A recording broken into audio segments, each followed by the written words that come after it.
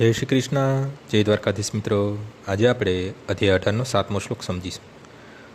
નિયતસ્ય તુ સંન્યાસઃ કર્મણો નોપપદ્યતે મોહાતસ્ય પરિત્યાગ તામસઃ પરિકીર્તતી.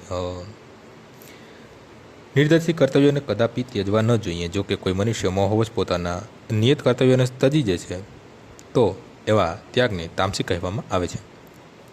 દુન્યવી સંતોષ અર્થે કરાતા કર્મ ત્યજી દેવા જોઈએ, પરંતુ જે કામો આધ્યાત્મિક પ્રવૃત્તિમાં મદદ કરે છે, એટલે કે ભગવાન માટે રસોઈ કરવી, તેમનો ભોગ ધરવો અને પછી પ્રસાદ ગ્રહણ કરવો, એવા કાર્યોની ભલામણ કરાય છે. એમ કહ્યું છે કે સંન્યાસીએ પોતાના માટે રસોઈ કરવી નહીં, પરંતુ પોતાને માટે રાંધવું ભલે વર્જિત હોય, પણ પરમેશ્વર પ્રત્યર્થ ભોજન તૈયાર કરવું વર્જિત નથી. એવી જ રીતે પોતાના શિષ્યને કૃષ્ણ ભાવનામૃતમાં પ્રગતિ કરવામાં મદદ થવા માટે સંન્યાસી લગ્નવિધિ કરાવી શકે છે. જો કોઈ આવા કાર્યોનો ત્યાગ કરે તો તે તામસિક કર્મ કરે છે એમ જાણવું. આજનો શ્લોક અહીં પૂર્ણ થાય છે. આવતીકાલે ફરીથી સવારે 6 વાગ્યે મળીશું. જય શ્રી કૃષ્ણ.